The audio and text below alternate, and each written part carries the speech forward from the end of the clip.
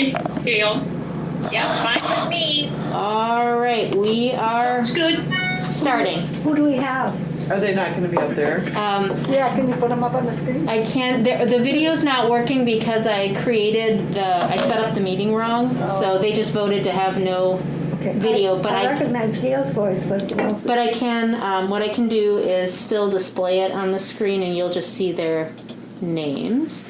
Provided that I've been having tech problems all day with different tech issues. It's like there's a gremlin in the library. So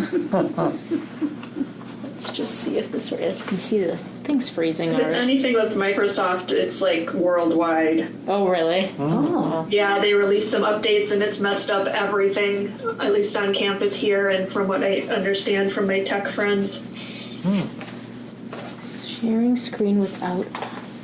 Yeah, I was at a meeting yesterday, and the person was having fits because of that, and she thought it was just her, doing some updates. So I don't think she knows that it's a worldwide problem. So I'll have to let her know. But it was horrible. She was like beside herself with all the problems she was having. They didn't get the Yeah, if it was any Microsoft software or Microsoft Teams or anything under Office 365, Oh, then I didn't know that. it's been all week. My Yeah, it's brother's in the house. Today's Tuesday. It's been since last week. All right, I'm going to try. Yeah, this thing's been the big screen has been disconnecting from my laptop all day today as I've tried to have meetings. So, what I will say verbally is that Gail's here, Tony's here, Michelle is here, and Camille is here virtually. And then Barb, Aaron, Tracy, and Nancy are here in person. And oh my gosh, and I do it. Okay. So we are recording, and it does not look does not look like my computer will connect to the screen. So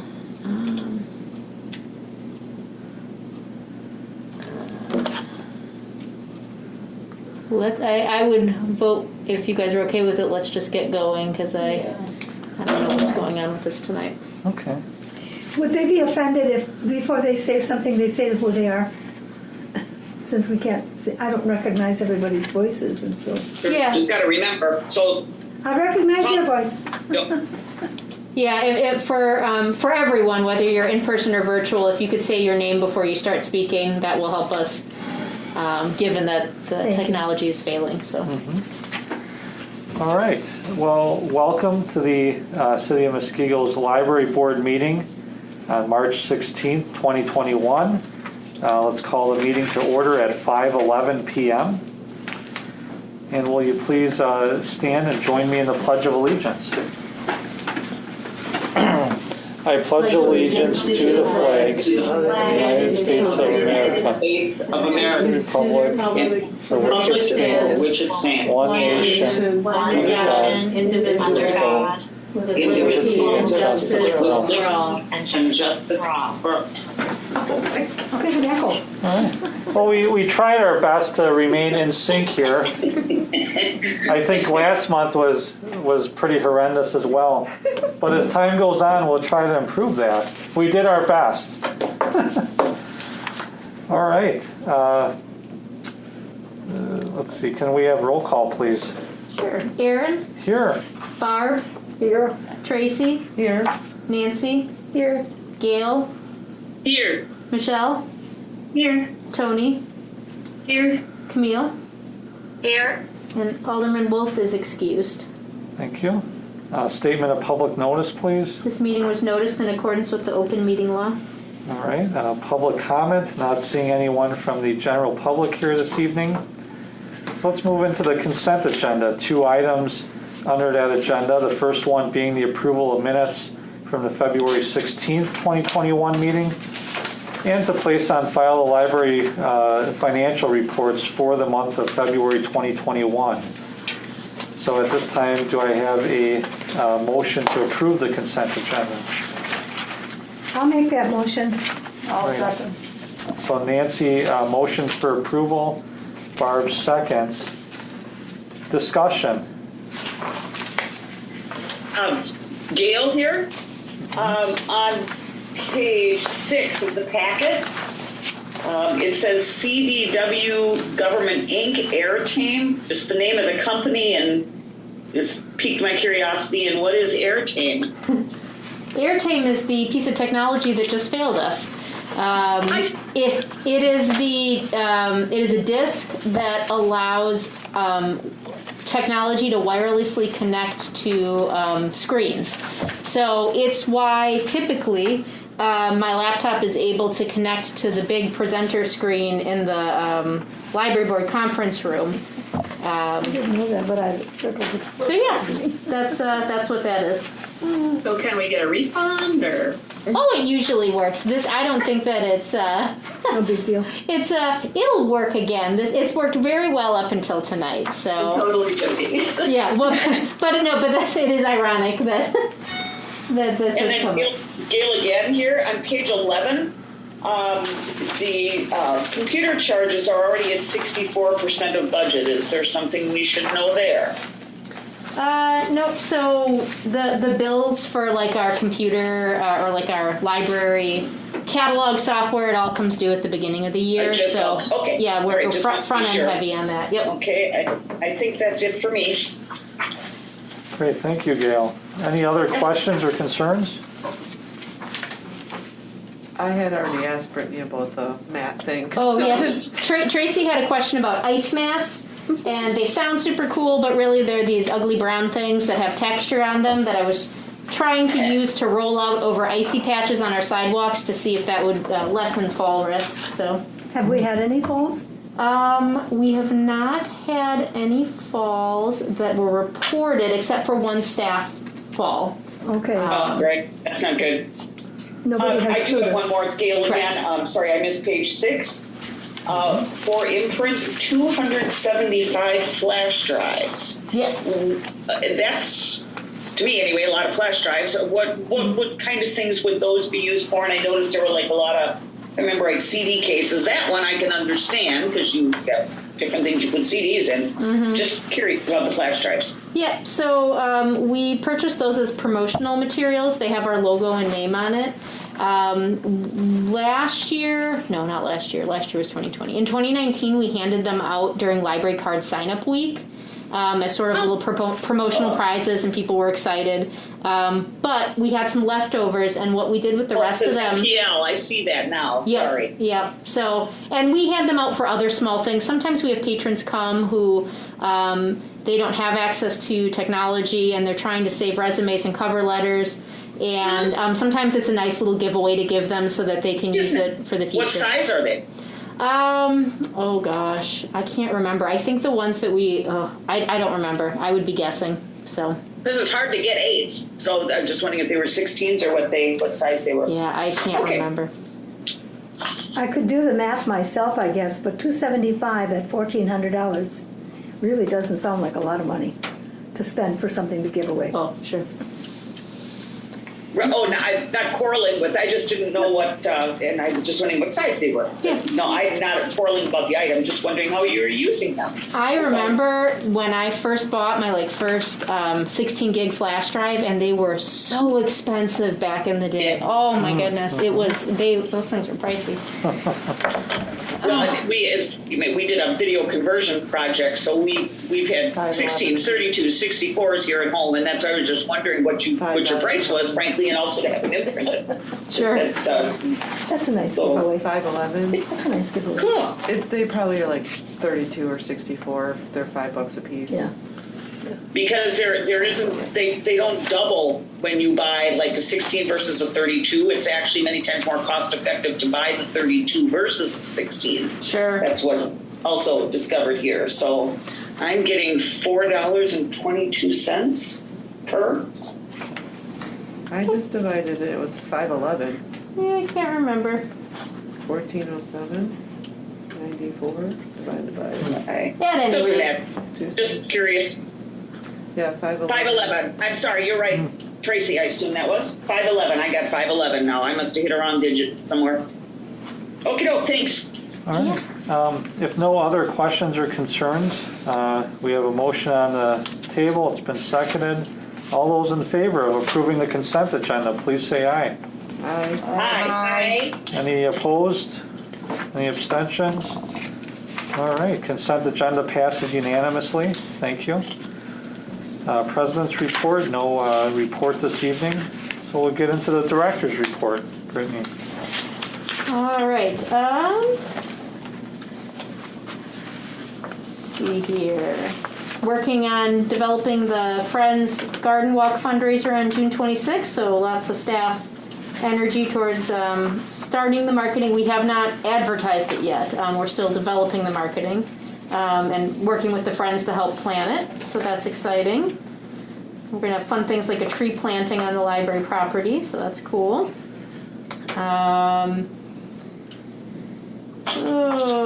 Design contest. Design contest. Oh, the bookmark. Yeah, that's going to be really exciting. That's a plus. I'm really excited to do that. We're going to be reaching out to the schools, and hopefully some kids will do some submissions, but there's also a teen category and an adult category.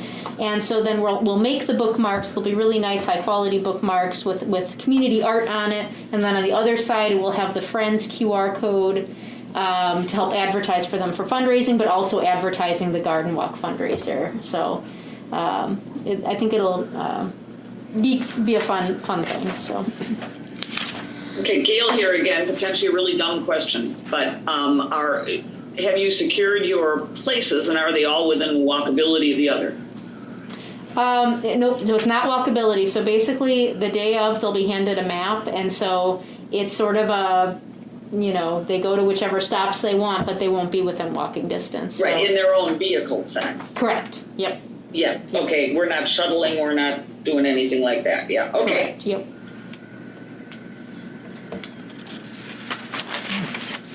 And just formally, and this will become more relevant during our one of the later agenda items, but next board meeting is April 20th, my birthday. But then also that is the nominating committee appointment meeting, and the board had requested that I emphasize that, so that's coming up. So please make note of that, and that's it. We have a new staff member coming, so that's exciting. They start on Friday. Barb Schrader, I have a question on the garden walk. Yes. Is there a reason you picked June, and what is the date in June? It's June 26th. The Friends picked that date. They picked it based on their own gardens and what they think would be in bloom at that time. So I'm sure there's maybe some things that won't be ready yet and some things that will, but they picked it based on sort of that. So. And this will be a great learning experience. It's the first time we've ever done it, so I think that we have room to grow on it too if it's something that the community finds entertaining or valuable. So we're going to start off sort of small with what we can manage and then expand out if necessary. We have contacted with some local businesses that are connected, so like Olson's Power Tools is going to do a power tool demonstration, an outdoor power. The city conservationist, like I said, is going to do a tree planting, and then he's going to walk up the hill to do a prairie talk about the prairie restorations that they have going on. We have a couple of other things that I can't share yet because they're still not quite certain or locked up, but they have been talking to other businesses about some connections with that. So excited to have that. It'll be we're going to have a master gardener come and talk about gardening. So I'd like to just add that this, Nancy, about, is it 30 years ago, we started the Yellow Tulip program on keeping, it started with Keep Muskego Green, and it turned out to be an award for your yard, actually. Oh, cool. And that is so popular. So all of Muskego is really into this type thing. I do apologize that the two names I gave you are out of town on that weekend. Oh, are they? They're so upset. Oh, bummer. All right.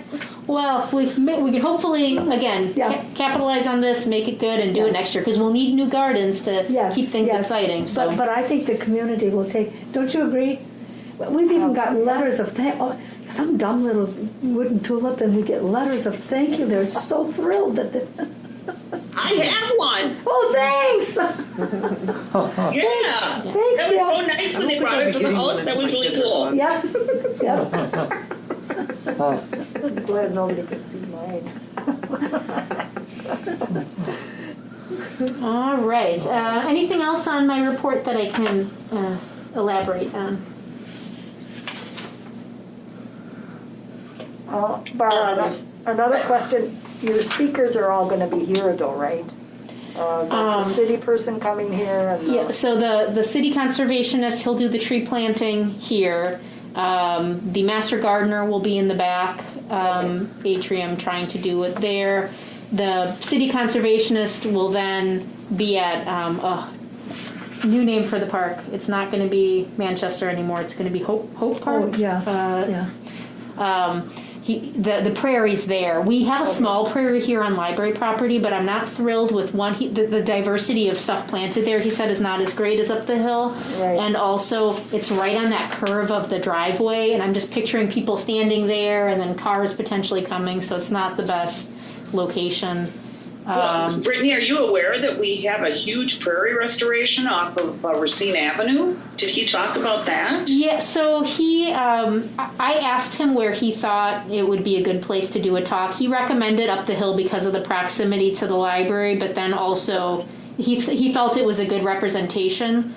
Good enough at least, because there's Engel as well, which has a lot of prairie. Engel, there you go. I forgot the name of it. But yeah, so we talked about both of those, but we decided on this site. The other thing is we're thinking of doing a story walk, which is you set up a book along a trail and people can walk along and read the different pages. And then if we put the story walk at Hope Park or Manchester Park, then they can go do the prairie restoration, do the story walk, play at the new park. So we're trying to sort of consolidate so people, if they do stop at a place, they can sort of maximize their time. Are you aware that new playground equipment is going in Manchester? Yes. Okay. Yeah. So that's going to be It won't interfere?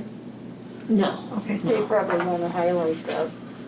And I think that's after June 26th, right? is it really? Oh, I thought it was. Don't quote me. Oh, for some reason I thought it was May. I just know we read the letter of request for money. Oh, well then. It's unfortunate timing. Okay, Brittany? Yes. Oh, are we done with that? I think that, if you have a question, please feel free to. No, my question is on regarding page 17, because that page kind of gets tucked in before we go into unfinished business. Yes. Okay, so I don't even know what you might say about this, but I put a star by, for an example, overdrive checkouts, self-service transactions, library visits, technical and other information stuff. And what I'm getting to is, it would seem like an obvious question, but is our library changing? Because what I guess what I'm asking is, are we getting as much interaction, but it's just not necessarily in visits as we know them?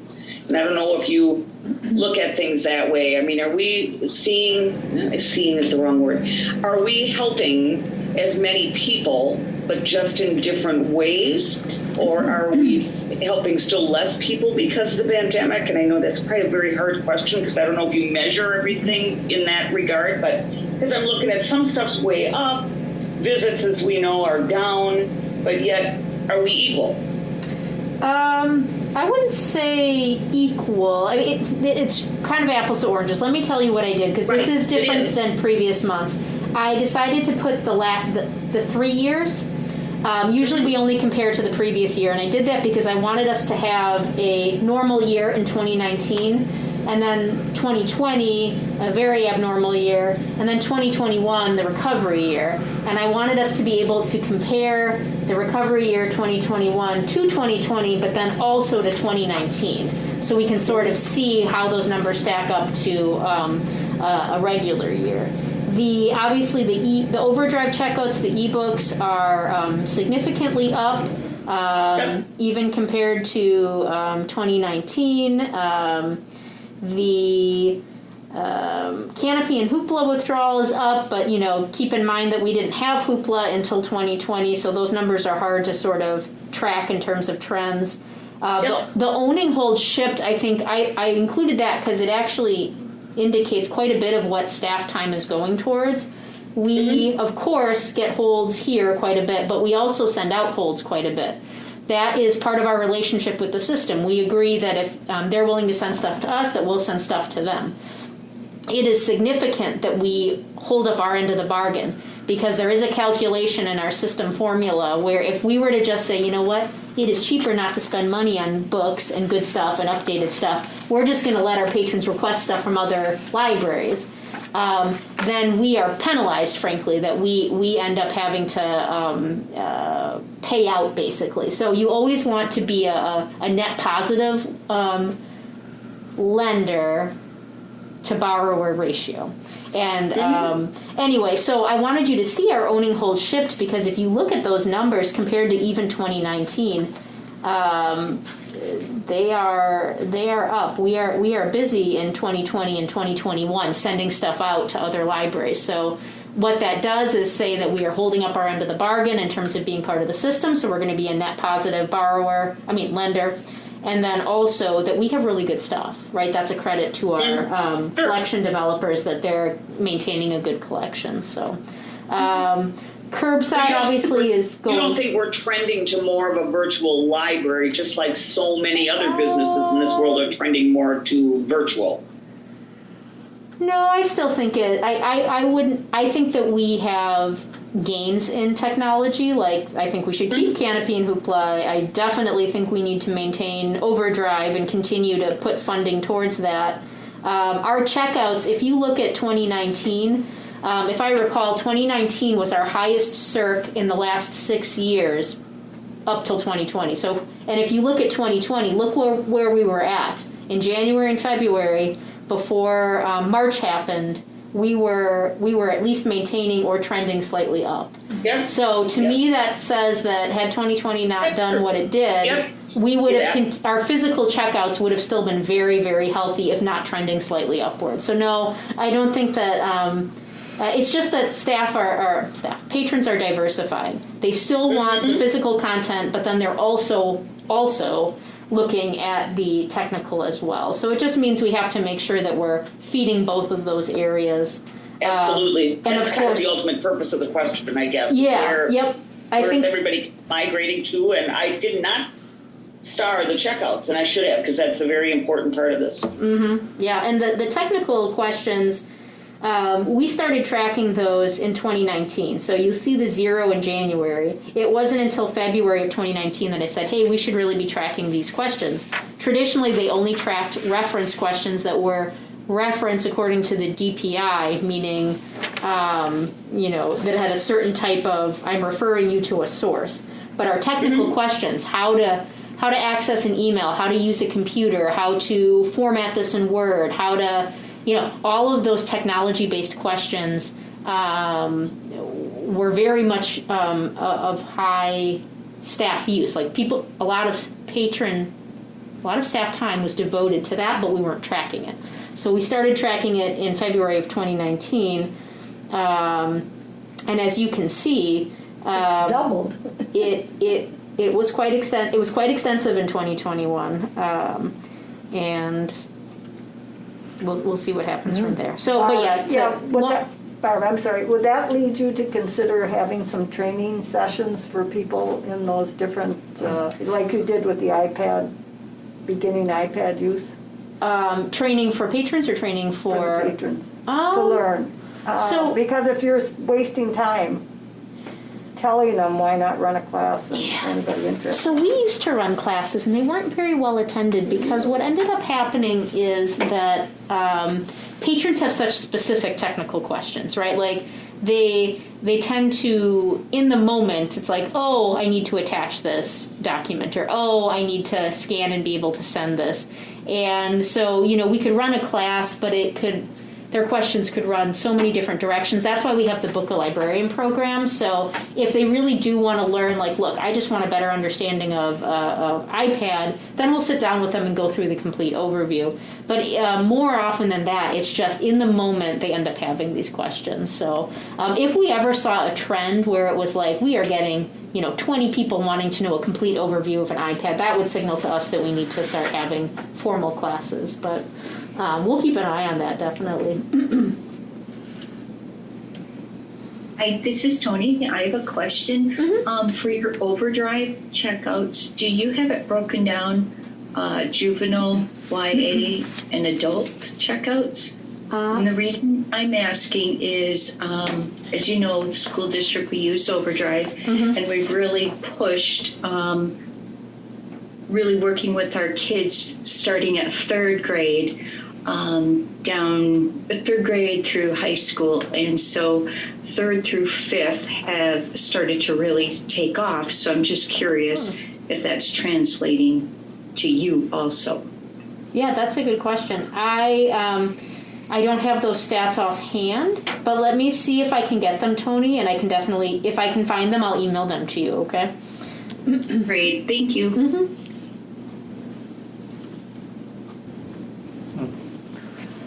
Any other questions or concerns regarding the director's report?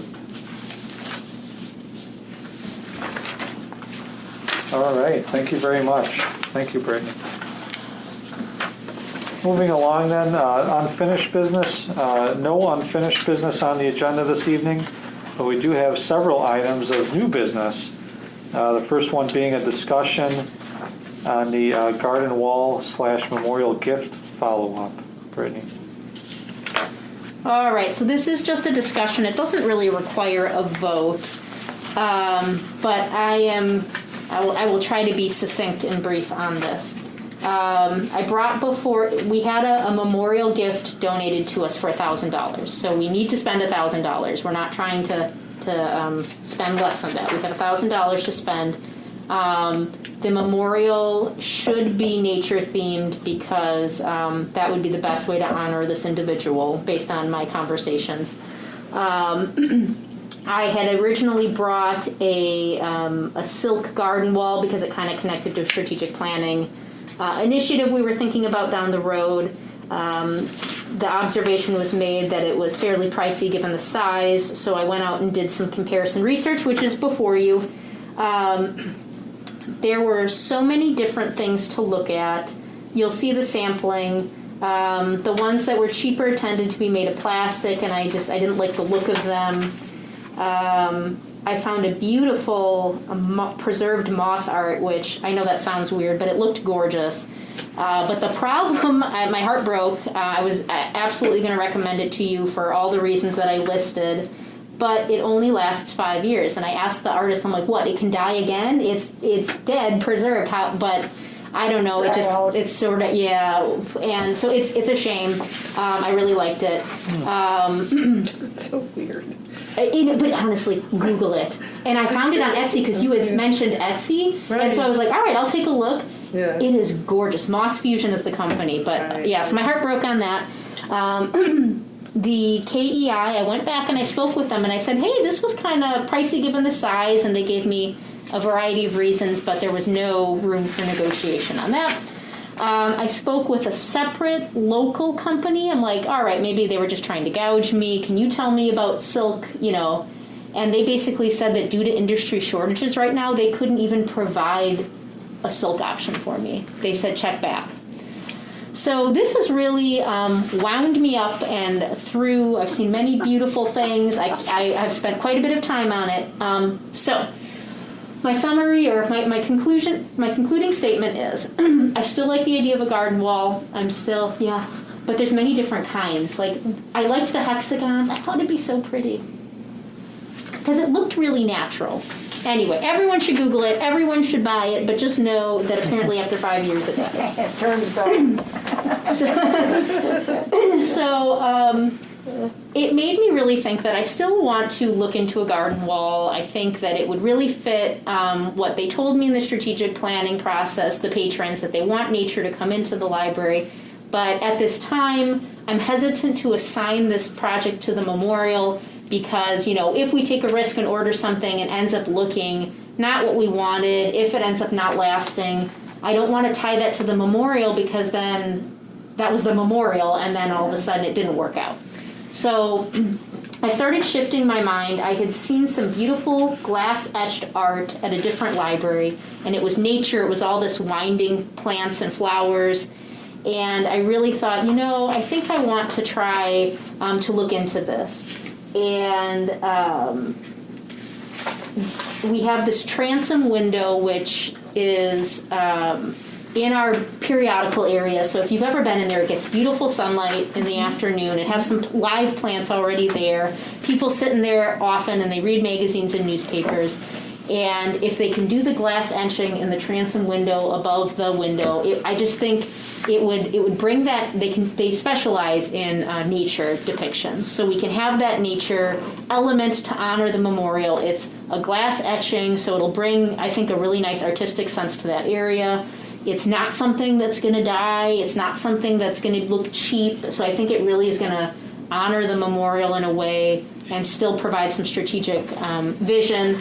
I gave you guys some examples, but I'm also happy to pull it up. Could I just ask while you're pulling it up, you're using the word memorial, so I'm assuming that we're getting this money upon somebody's death. We already have the money, Yeah. and the person did pass. Yes, and does the family have any input into how they want that spent? So I got some input about like what they loved nature and art, and from there, how do I put this? The family did not provide the donation, and I'll just leave it at that. It came from the outside, and it was an anonymous donation to honor this individual who was a staff member here. So.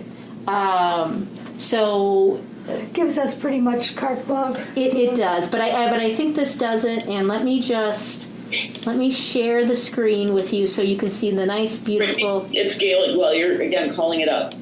Is there going to be some kind of plaque or whatever? Yep. I would think that would also have to be added to the cost. Correct. And is this a green glass or like a clear white glass? It's a clear white glass. And so before I get any further, let me say that I haven't formally. The reason why I'm bringing this back to you is I originally started talking with you guys about it because it would have required us entering into a contract for the green wall, which I need to bring before the board. That ended up being dissolved. That was no longer necessary because of the silicon disaster. I wanted to bring it back to you just so you could see the resolution. The other thing is right now the money sits in the system fund. And of course, I didn't want you to see that go down $1,000 and wonder like, oh, where did that money go? So I'm just letting you know that that's where that deduct will come eventually. I have not, I'm guessing that the art folks are going to require a contract. So then you'll see this contract come back if they require it. But I didn't want to go any further into this process until I could show you this next step. So can you guys, okay, I'm sharing right now. Let's see here, memorials. It's too bad they can't do colors or something like They that. can do colors. Oh, they can? But I'm going to ask them what that would take because we have a fixed budget, and so I need to say, like, at minimum, I want it to be this size. I want you to be able to etch these flowers, nature, and from there, can you do any color that would fit within our budget? But if it's in a transom trace, might it not fade? Not if it's a Seems like blind. it's like stained glass window, right? Well, yeah, I guess. Okay, so as you can see, this is some of the work that they do. Oh, wait, I can't show you because my stupid...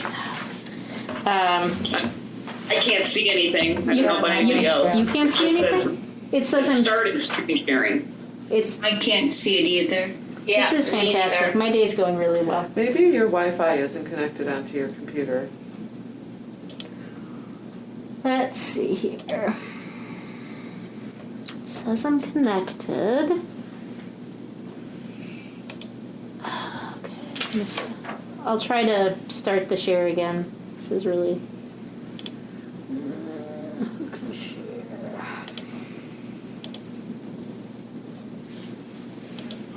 What were you asking me? Is it still downloading?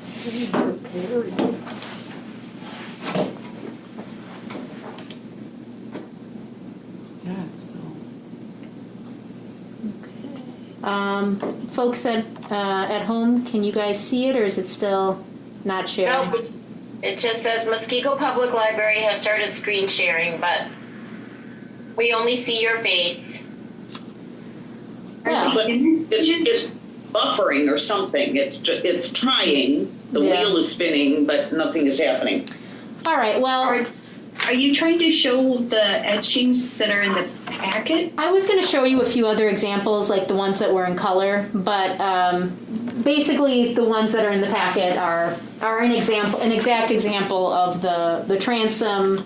Not of that exact depiction. They would do something special for us, but I was just hoping to show you something in color. But oh well. Well, that would be really nice if you could. So, at any rate, it is clearly not working. So, that is the new plan, because I think it has a more sense of permanence for the memorial. It fits within they said they could do something within the budget. Now, of course, my next step is to see what they can do. Obviously, if they come back and they say, like, oh, sorry, we can't do it, or, then I will cancel that. But I just wanted to let you know this was the new direction I was going in, based on the fact that the garden wall just has enough unknowns where I don't want to tie it to the memorial. I still like the idea. I'm still committed to doing more research on it, but I don't want to tie it to the memorial. And there's no hurry. Oh, there we go. Oh, you got it. What's up? All right, well, okay, so you can see, well, that was, so as you can see, sorry guys, this is so sad and not what I ever would have wanted, but they do sort of stained glass looking or just regular etchings, and Do they do it from artwork that you provide, or do they have standard things and you have to pick from them? Oh, those are pretty. they can do both. So I can say I want birds and I want flowers and etc., and then they would sketch something up for me to approve the design, or they would they also do something called photo etching, which I actually thought looked a little creepy, which is you provide a photo and then they... Oh, sure. But I just thought that looked a little creepy. Yeah. So Would they possibly take drawings? Like, could you have a competition or whatever contest about this, and our patrons could come up with an image? Or I mean, they I don't know. They're the artists, so I'm afraid that if we did a competition and then Copying what's good enough. Brittany, you may have a copyright problem there too. Yeah, I think at least what we'll stick. I'm hoping we can do the bookmark art and maybe this glass, especially since it's a memorial. I would prefer to get the artist to actually provide guidance on what they think would look nice and maybe what they've done in the past. So.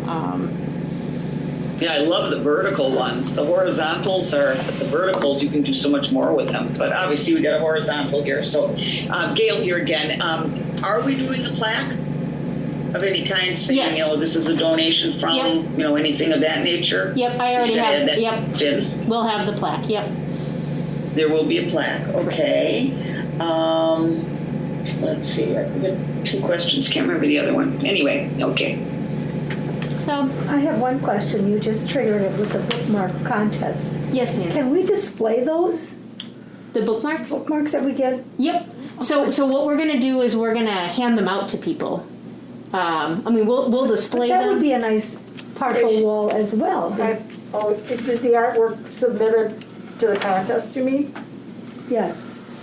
So basically what they have to do is it's going to look a little. They're given a template with the bookmark, and then they have to do it within that frame. So certainly, we could put it up on like stands or easels, but the best way to display it is going to be putting out the bookmarks. And we can do a display with the bookmarks and maybe That's what have I'd a like. little photo with the person who won if they're willing. And so yeah, we can do a nice display for that. That's what I was. Who's going to judge The Friends of the Library. Put that on them. It's their fundraiser. Yes. It's called delegation. Oh, excuse me. But I will make a note about a display of bookmarks. I love your idea of the transom, and I love that branch with the little bird's nest. Maybe we could have be a robin, because we see those, but pears, we don't grow those here. Maybe an apple tree with apple blossoms or something more in our area. Yeah, I'll make sure that it's very much tied to the area, because, no pears. Yeah. Barb said no pears. Keep your How pears. about kumquats? How do you feel about All right, so that was basically it. I just wanted to give you an update that I've made sure to think very critically about it and make sure that the funds that are spent are done well and match the needs. And there's no timeline, right? No, there's no timeline, except I really want to honor the memorial I and get not, it. not drag my feet on it. So, Well, Gail here. I do like this idea because, as we now are calling this memorial, the last thing you want is a memorial to look, I'll call it ragged and or die. Okay? Yes. I like the idea of the permanence of this, and it will be artfully done and kind of thing too. So I guess if we were to vote on it, I would vote yes on the glass idea. yeah. We'd love to see a little color, and especially if the sun shines through. Yeah. But, again, that'll be up to you guys to figure that out. Yeah, I'll check in with them and see what we can fit in. Yeah, this is Barb, but that tree branch, it would really be like bringing the outside in, like your nature. Yeah. That would be a good thing. Yeah, and the only other thing, too, is I guess because it's a little bit of a theme going through the library, and I'm not saying that I want this or it's a good idea, but, we have the cattails and we have the lake part of things. Yep. So, again, not just tossing it out there just so that isn't forgotten in the scheme of things if it works, but believe me, if it doesn't work, I'm more than happy with whatever we're seeing here. Except you don't want the haunchies, right? What's I'm that? sorry? The legend of the haunchies? The Legend of the Haunches. I'm not familiar with this. You don't know that? No. Sorry. You need to know that. The librarian needs to know that. I know about the Hodag in It is Rhineland. definitely a legend. Yes. Well, I'm going to look this up. I think you even have material on it. And Oh, all right. All right. You probably have a book in the place. I will educate myself. I have a new task. challenge. New challenge. The board has directed me to. Find out what the haunchies did. All right. So that was the end of that. All right. Thank you for that discussion and update here. Looks like we may have some nice viable options here for that. Then we go to ugly garage doors. Right. We move from beauty to ugly garage doors. Yeah. So next up here, discussion and possible action on NABCO's door maintenance contract. Brittany. The background says it all. Yep. Doors are getting older. Maintenance is recommending a maintenance contract to keep them running, and hopefully reduce the amount of actual breakdowns that occur. City attorney says the contract looks good. I recommend it as well And so does George. And I And so put does a lot George. of faith in George. He's kept this building running. Yep. So He knows his stuff. Yeah. All right. So at this time, why don't we entertain a motion for approval of this NABCO door maintenance contract? Is there anyone that will motion for approval? So moved. I'll make a motion to approve the contract. All right. Tracy beat you to it. Do you guys want to fight over it, or Camille, will you accept the second? Oh, absolutely. Okay. I know what it's like to try to fight for those positions in the I would have minutes. stepped down. To make it look like you're doing something, right, in the meeting, that you're contributing. I know what that's We like. have actually attended. Yeah. So Tracy will motion, Camille seconds. Discussion then. Questions, concerns? I think just looking at the price of the maintenance in the last 6 service calls for action. Why should we keep paying that kind of maintenance when we can get a contract to cover it? And of course, to be clear, the maintenance covers these maintenance visits to hopefully prevent a breakdown from occurring. Yes. If the door were to break, I get that. It wouldn't. Okay, just making I sure. get that. Okay, excellent. But yeah, hopefully it will. The doors are important. When they don't open or they don't work well, it's noticed. How many doors do we have? We have 4 doors, the interior 2, which are propped open right now, and then the front 2. We have 2 side doors, but those are not technical assisted doors, so they don't require the maintenance. but the front ones do. Any other questions, concerns on this As contract? usual, yes, Gail here. How much would those doors cost to replace? And I just am, as the saying goes, you don't want to throw good money after bad. I'm not arguing at all with the need for the maintenance contract. Just saying though, I mean, these doors are not going to get any younger. So are they just the main entry doors, just so I'm clear on that? Those automatic doors when everybody walks into the building? Yeah, the main two Is that what doors we're and looking then the inner two doors. Those are the doors that would have the maintenance contract on it. So how much life is there on these doors? I guess, any idea? I mean, I don't have a lifespan of the doors, but the maintenance company has not recommended replacing them, and George has not recommended replacing them. He's really good at assessing, like, you know, we're throwing, as you said, we're throwing bad money at it.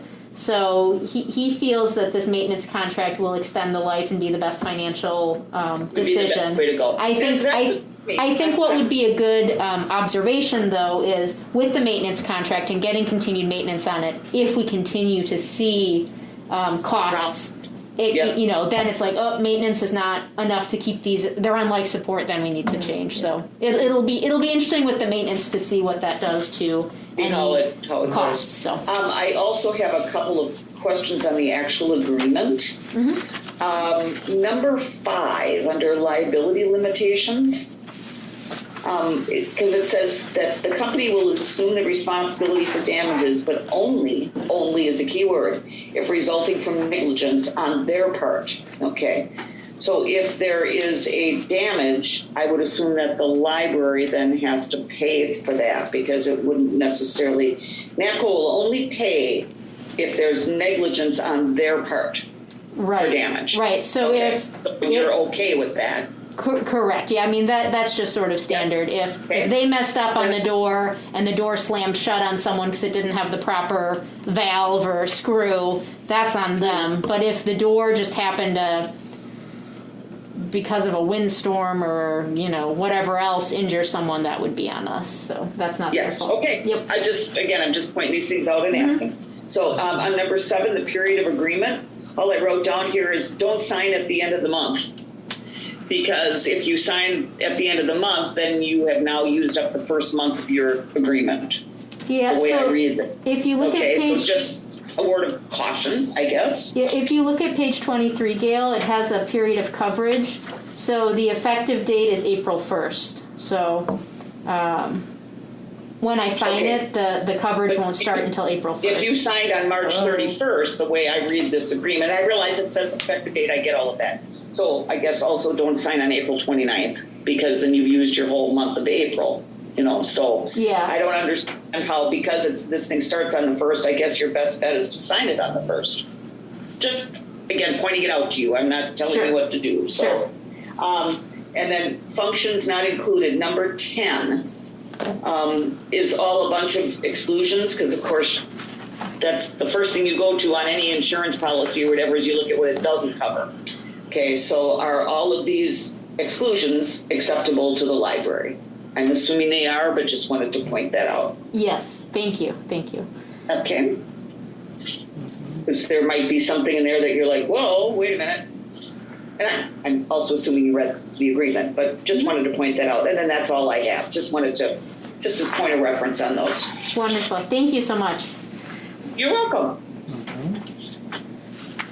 Any other questions or concerns?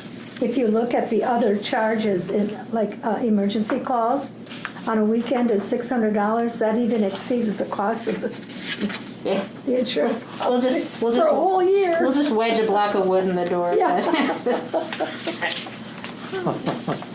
Yeah, I noticed that too, but I'm just like, well, I guess that's what they charge. What are you going to do? $600. Yeah. All right. Well, if nothing else on this matter, all in favor of approving this contract, please signify by saying aye. Aye. Are there any opposed? Any abstentions? All right, very good. That contract passes unanimously. Thank you. Moving along then, discussion and possible action regarding the approval of the 2021 library director goals. Brittany. All right. I got the answer that you asked from Jeff, the city attorney.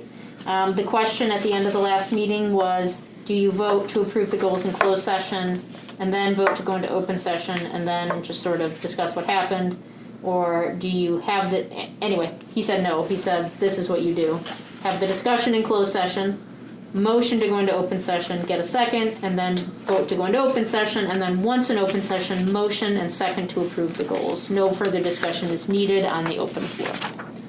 So if you recall last time we had the discussion is done, and then the question was how do we approve the goals in closed session or open session. So what I'm looking for today is for you just to vote to approve the goals. Very good. And so we did the right thing. That's the way it sounds like. Yep, correct. Yeah, okay. All right. I make a motion to approve the 2021 library director goals. Very good. Is there a second on I'll that? second. Tracy will second. Sorry, I'm sorry. That's your job, Erin. I'm No, sorry. that's okay. Leapt right in. I got excited. So Tracy's really looking to dominate the minutes here. She really wants to make it known that she was here this evening and an active participant. All right, very good. So Gail motions, Tracy seconds. All those in favor? Aye. Please indicate by saying aye. Bye. Any opposed? Any abstentions? The 2021 library director goals as presented are approved. Thank you. All right. And the last item on the agenda this evening, a discussion regarding the library board bylaws updates, a first reading of them. Brittany. Well, I had to read Robert's Rules of Order, and that was about as thrilling as you would expect it to be. Which edition? The most recent? The most revised, yes. One of these days I would love to read the first edition. I Yeah, think I have That's a goal of mine. probably much simpler back then. So this is a first read because, like with any bylaw updates, we want to do a first read so people have time to read it, consider it, and then the board members, whether you're here or not, have the opportunity then, because it's a significant, anytime you're changing a bylaw, it's really significant to the membership, to the group. So we will vote formally at the next meeting on this. So in January, we talked about workflows for the Personnel Committee and Strategic Planning Committee. I wanted to make sure that people felt like in those committees they were doing work that felt unique and that people in the full board felt like they weren't being denied access to information. And the general consensus was things are working out pretty well, but it would be nice to have things more formalized so that we knew what is the committee work for, and the committee work wasn't quite defined quite well in the bylaws. So from that meeting, I went and listened to it again to make sure that I took everyone's information. There were 5 requests to do follow-up on. One was providing a reminder at the March board meeting about the April nominating committee, which I just did in the director's report. The second was define the standing and nominating committees more clearly in the bylaws. And so that language is there for your consideration in Article 5, Section 1 and 2. And 3 was define how the nominating committee selects nominees. 4 was creating a document that summarizes the expectations of trustees serving on committees. And then 5 was define the term of committee appointments. So I thought I would just go through this one section at a time, and you guys can discuss whether or not there's any changes to that. So, Brittany, sorry, it's Gail, but back on the page before you get into the article, so I'm looking at page 26. It says thus a new body of committee members is normally appointed at the beginning of each administration, which I thought that meant every year, and maybe I'm wrong about that. So correct. Does that mean that everybody that is on a committee has to be appointed every year.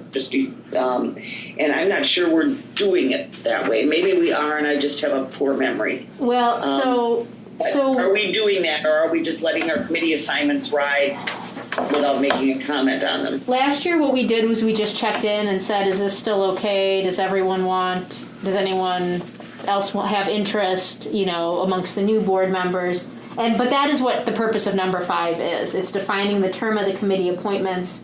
And so it says that the president appoints trustees to committees according to the bylaws, but no term is stated. Robert's rules suggests annually based on what it said at the beginning of each administration. So my recommendation below, number 5, it says, Robert rules states that the committee appointment is an annual process unless you would like to place other rules in the bylaws. So I placed language for your consideration in Article 5, Section 1 of the bylaws. So if you go to Article 5, Section 1, what I added, again, for your consideration, you may change your mind, but Article 5, Section 1 says... Stop you here if you want to start with number 1 then. I just saw that and didn't, I don't want you to have to jump to 5 if you had a way you wanted to do 1, 2, 3, etc. first. So up to you. No, that's okay. The last line of that section is the president shall make committee appointments at the annual meeting. Committee vacancies shall be filled by the president at the next regular meeting of the board after the vacancy occurs. So one of the questions sorry. Go ahead. I was going to say, so we can start out of order. The one question that the board had was, what are the term for committee appointments? So I researched what Robert's rules said because our bylaws did not indicate. Robert's rules recommends annual. So I wrote that in for you to see what that looks like, which is basically the president appoints at the annual meeting. So are there any thoughts on those last 2 sentences of Section 5, Article 5, Section 1? After the vacancy occurs, okay. So we have to do it more formally than we have done it in the past. I mean, that's just kind of what this is saying, right?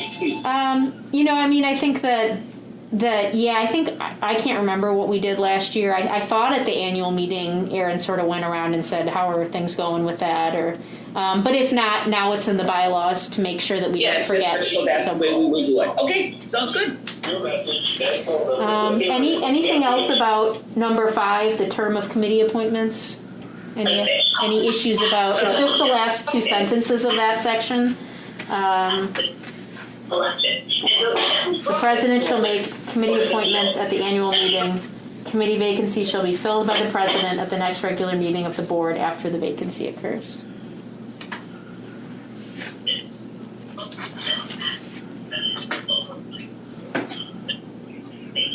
Are you on page 30 or? And I'm sorry, I got a roll call it 29. So the Oh, you're talking section 1. I'm talking, if you're looking at page 25, we're talking topic 5, so the term of committee appointments.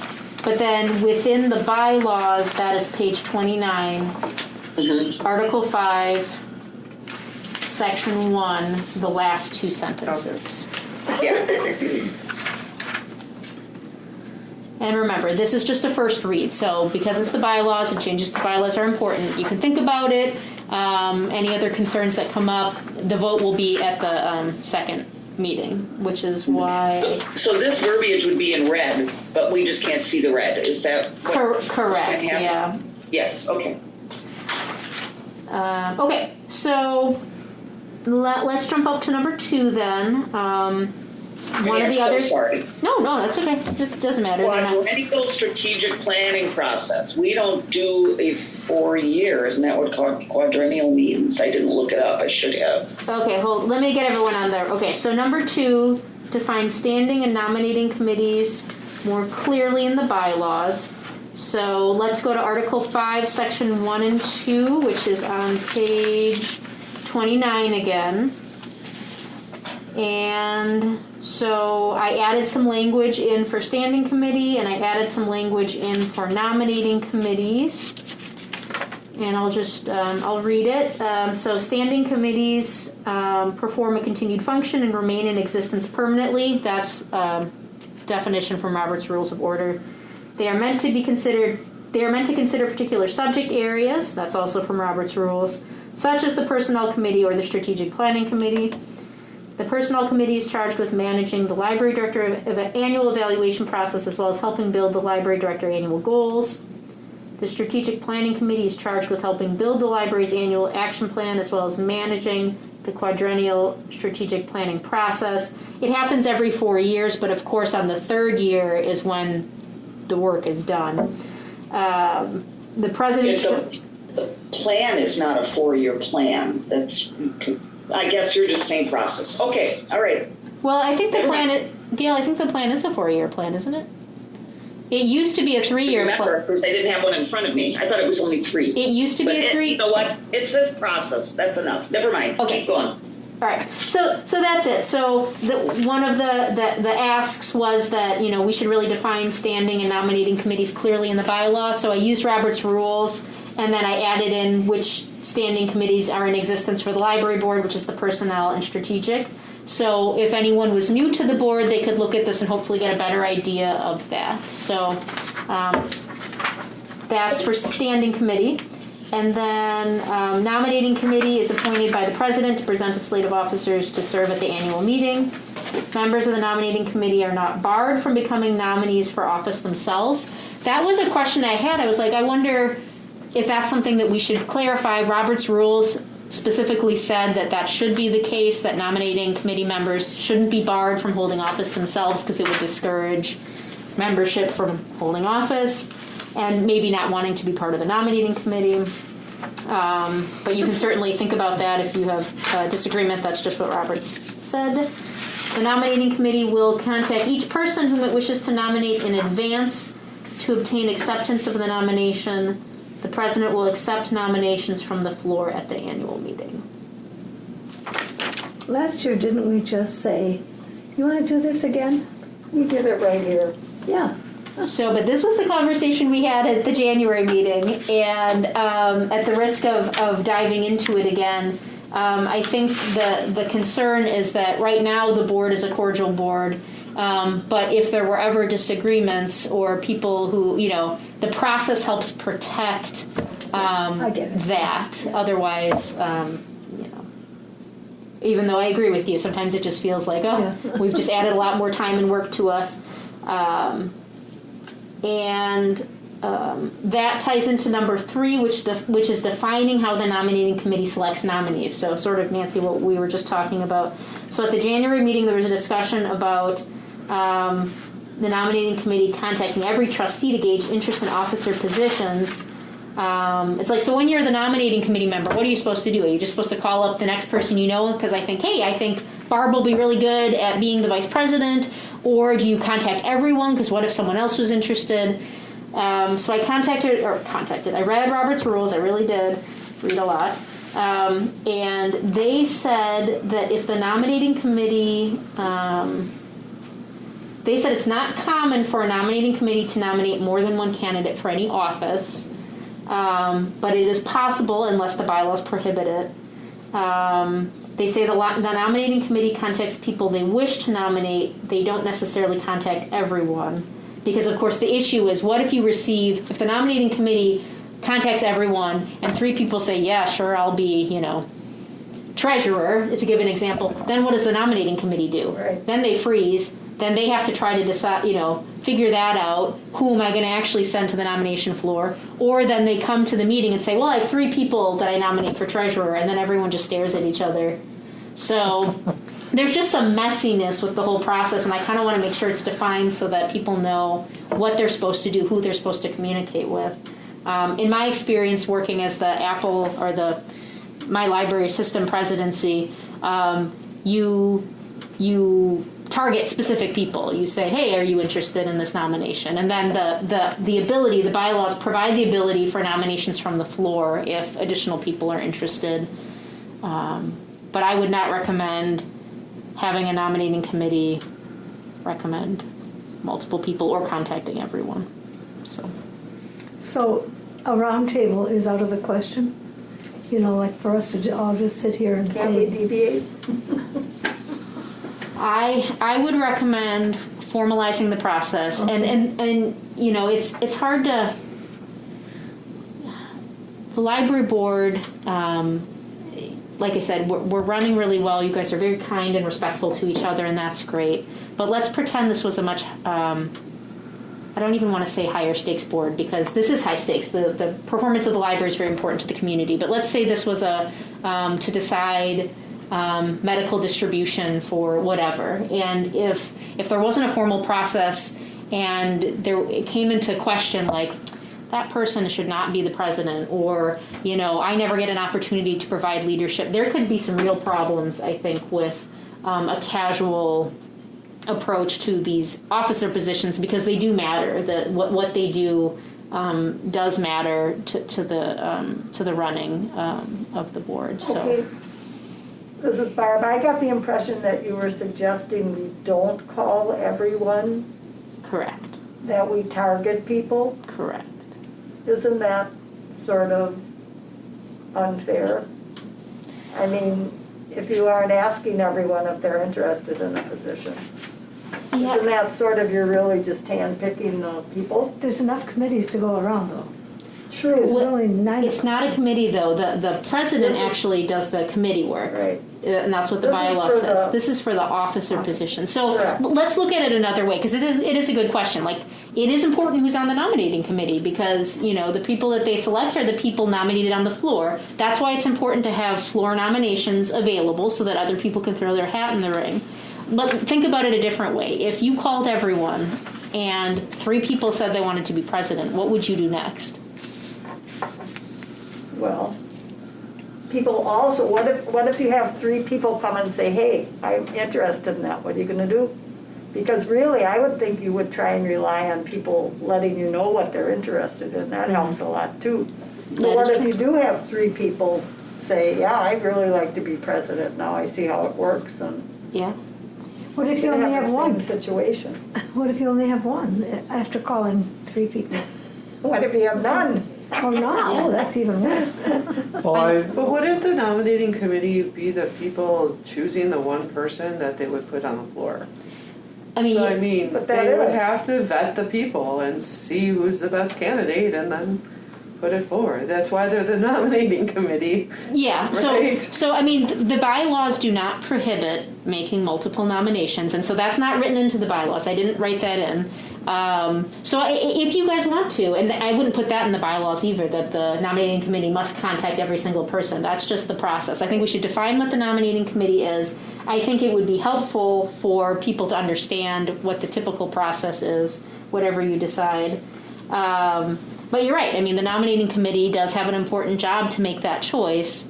So if you would prefer that the nominating committee contact every single member to gauge interest, that's fine. That's certainly up to you guys. yeah, this is Aaron. I think Brittany and Barb both have excellent points here. We should formalize the process a little bit, because Brittany's right. One of these days there could be a board whose, you know, members may have some hostilities against each other, where things can get Or their a own little agenda, heated. yeah. Right, and we never know when and if that day will come. So it's just best to protect the board and just protect the process and you know, protect the dignity and the efficacy of the board and the library here. But to Barb's point, with the nominating committee, with going down the list of all board members, I think there's something to be said there as well. You know, we certainly don't want board members who might be interested in serving as an officer to feel kind of left out, or feel like, you know, unintentionally, of course, they maybe feel intimidated. They don't know how to express that they might be interested in a leadership role. So we want to try to minimize that and take that away as much as possible. But I guess things can potentially get a little hairy with that as well. If we go down the list and theoretically multiple board members want to run for the same position, well then what does the nominating committee decide then? How do they weigh in there and make a decision? But then again, I guess that's where nominations from the floor come in as well. Exactly. Anybody can nominate or self-nominate, and we can sit here as a board and have a discussion and vet it out together. I'm having a difficult time seeing this because normally the situation might be there's 40 members to choose from. Sure. We have what? 9? 9, yeah. Yeah.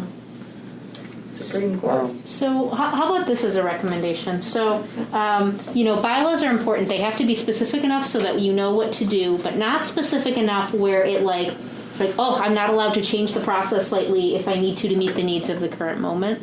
So my recommendation is that you have the language that basically exists like this, that members, basically as it stands, the nominating committee will contact each person whom it wishes to nominate in advance to accept. That doesn't mean that you can't contact everyone. It's just saying this is what they're expected to do. And then in the workflow document that I created, that's page 33. This is not part of the bylaws. This is just a best practice document to help guide you all. What we can do under nominating committee is that I'll change the language to say, outside of the meetings, nominating committee will contact trustees, contact all trustees to gauge interest. And then trustees that are interested in serving as an officer are encouraged to reach out to the nominating committee as well. So what that does is the bylaws just specifically say this is what the nominating committee is and the objective, and then this workflow document gives more guidance on what sort of the expectation is. But it would allow you guys to change your process if you decided you wanted to. Yeah, because I had a little chat with the mayor last night, thanking him for calling and Wonderful. re-upping. And Yeah. he said, I always like to go to the people in the jobs now and see if they want to continue, because to me they have the experience, and I give them the opportunity, of saying yes or no first before I look around. So. Yeah. Wonderful. Yeah. And that's usually, I think, traditional anyway, right? I mean, so in our case, the nominating committee, whoever we appoint here, I'd imagine would just start with the incumbent, and then just go from there if need be. Is there a place in the bylaws this is Tracy, in the bylaws that you could say that a committee member, if interested in a position, should contact the nominating committee? It does. Well, so the workflow document says encourages that. If they're interested, that they know that they can contact the nominating committee to say that they're interested.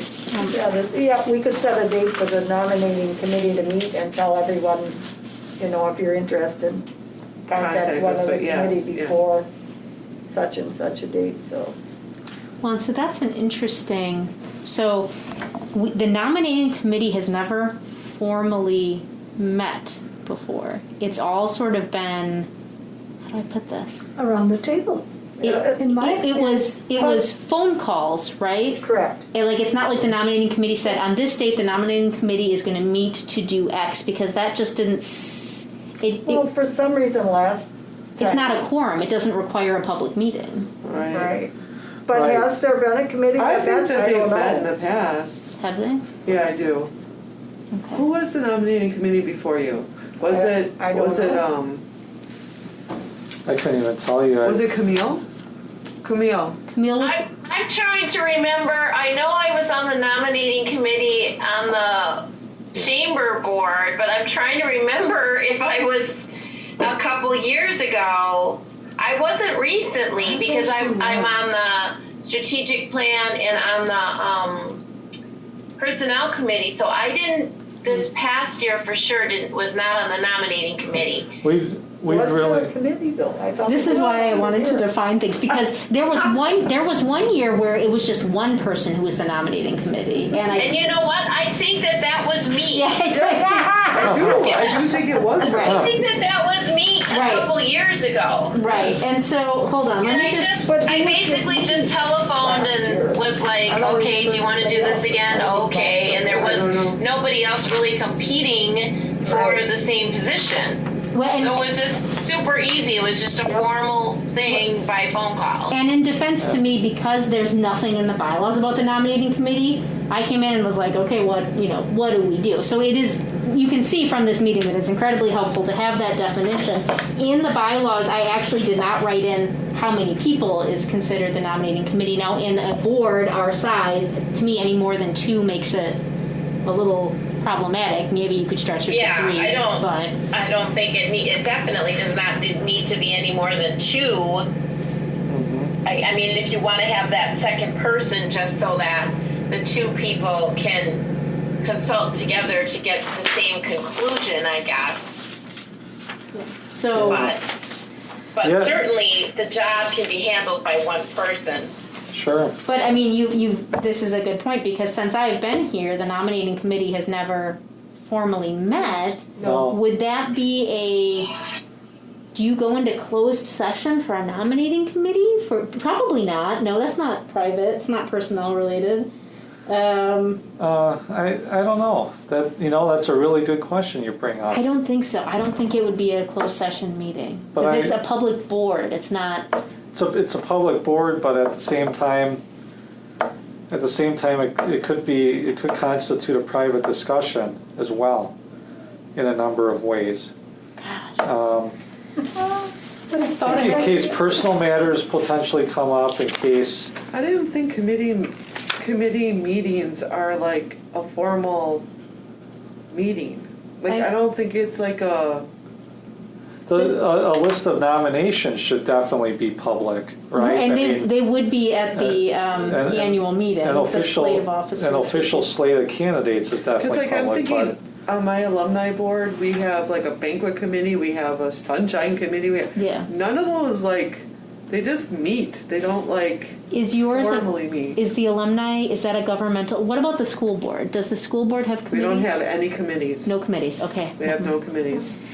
So, No. I mean, because our strategic planning committee and our personnel committee have formal meetings that meet, and they're noticed, and all that stuff. But the nominating committee, and I don't know what's done previously. I can do some research on that. I can talk to other libraries and see if their nominating committees, I mean, it would be, from an efficiency perspective, to me this doesn't seem like the type of committee that, I could picture them sitting down for like 10 minutes and then leaving, but that doesn't mean we should buck process if that's what it dictates. But there again, do we have to have this annually? I mean, does it have to be done every year, or could it be a 2-year term so we don't have to deal with this every year? So, I mean, Robert's rule, my initial thought was, well, it would make sense to have committees rotate based on people's terms, and then but then, again, Robert's rules recommended an annual process. It's an annual so- I do know it's an annual process. At least it is for the school board, because we elect the board every time, like the president, vice president, Every year? clerk every year. Okay. Every year. You just brought up a point for me. So how many positions are we talking about? 3. The nominating committee only does the officer positions, so Okay. president, vice president, and treasurer. The treasurer, okay. I would, just in light of this discussion, at your convenience, I don't think this is anything really pressing by any means. I would be curious if you could reach out to just a couple library colleagues in the system and see how their boards handle a nominating committee. To your question about a nominating committee actually meeting, with us being a governmental body, I'm curious. That's an interesting question you bring up. Because I would think, again, there could be some personal matters that come up that would allow and kind of dictate that a discussion like that would be closed session. But then again, I don't know. I'm not an expert by any means. I will look into that. But think of Camille just said she was alone one year. Yeah, We can't require a meeting for that. I don't think Our- everybody. You would might be alone too, Barb. I I don't know was if there's last anybody year. else on I- the nominating I committee. don't remember. We've been a little creative with the Barb, you might have approach been is the alone problem. Also, I was. Yeah. yeah. Meeting with yourself? I was making my own mistakes. Yeah. Whatever the past was, though, I mean, I think we've identified there was no definition. We need to create the definition. So to me, it makes sense to have two people because then you're bouncing ideas off of each other, especially for positions as important as officer positions. So I will ask how they handle nominating committees in terms of like if the meetings are formal or not. Is it adequate in your guys' mind to leave the definition of the nominating committee on page 29, section 2, the way it is, because that is separate from, and then have the workflow document state that everyone would be contacted to gauge interest, and then do you want me to add that the nominating committee, or that people are encouraged to show interest to the nominating committee in the bylaws, or just have it in the workflow? The work document doesn't mean you have to do that. Now, I belong to another women's club, and there's 100 members. You're not going to call 100 people and see if they're interested in the job. Sure.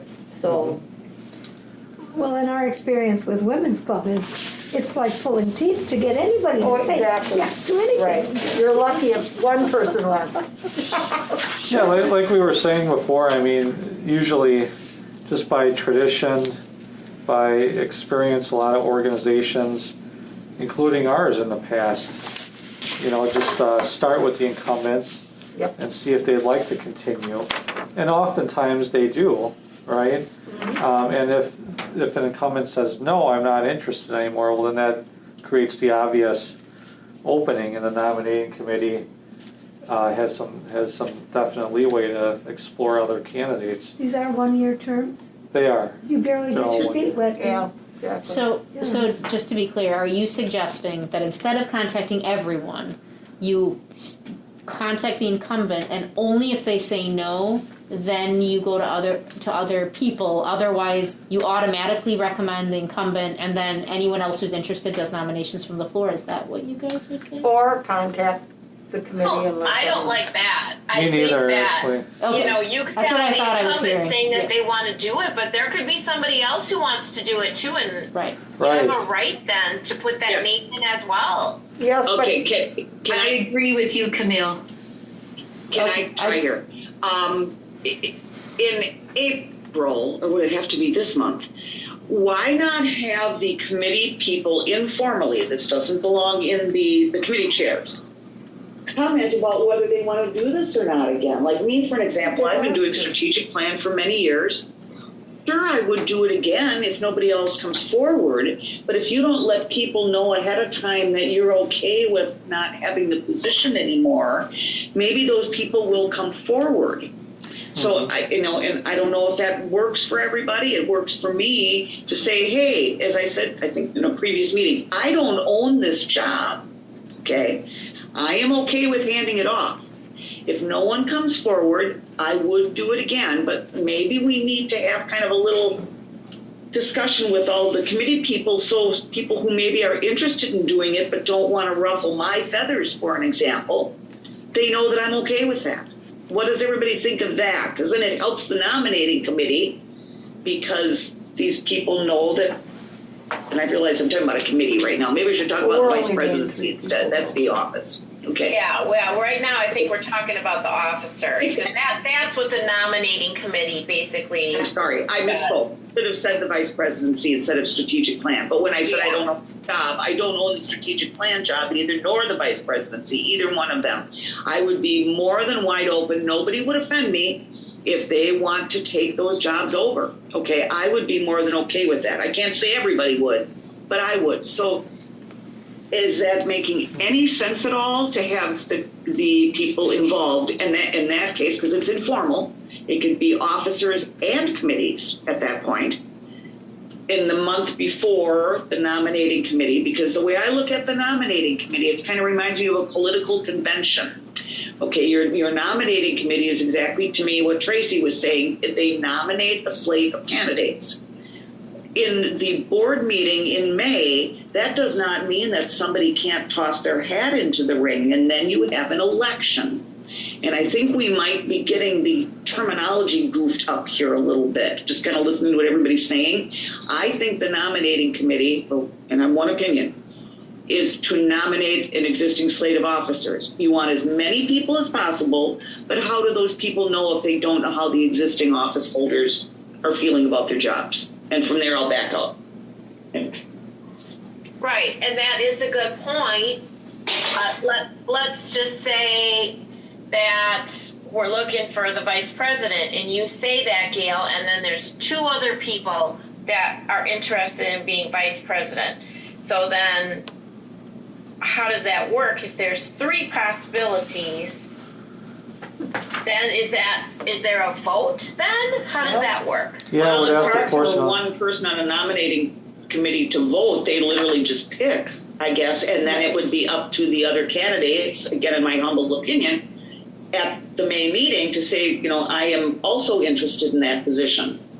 Okay, Yeah, so and- then Well, if there is more than one that are totally interested in it, it's not a vote, the nominating committee assigns who will get that job then? nominating committee, it would be like at a political convention. It never would happen because the delegates are already predestined. But if somebody else wanted to run, I believe they can. I shouldn't speak to that venue because I don't know for sure. Well, But- and Barb, And I would hope that the nominating committee would be able to talk to those 2 people and say, hey, we got 2 people. Might you be interested in a committee or another office or whatever? And maybe handle it in the nomination process. Because I think the important thing to think about with a nominating, it's hard to understand sort of the scope of the importance of the nominating committee in a group so small. But as Barb said, think about a group of 100. The importance of the nominating committee's slate of officer recommendation could hold a lot of weight because you may not know every 100 person in your group or organization.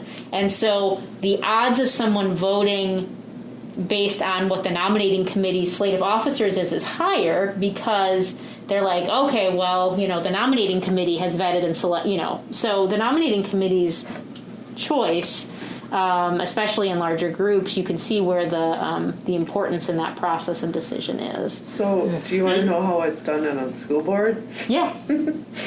There's no nominating committee. You talk behind everybody's back. I mean, not like bad, but you're talking behind the scenes, and then you say to her, can you nominate me at the meeting? Then she says, I nominate so-and-so to be whatever position, and then they say all in favor, vote. And so there's it's like you have to get somebody within the group to nominate you for that position. Really? That's how it's done. Do 2 people ever come up, or is it always only just one? What happens is there's this back, it's weird. Yeah. But there's this back It's all stuff done in being the done. backyard. And they all have agreed as to that person, and then that person never, because it happened to me, because I wanted to be the vice president, but they had worked behind the scenes that I didn't know about.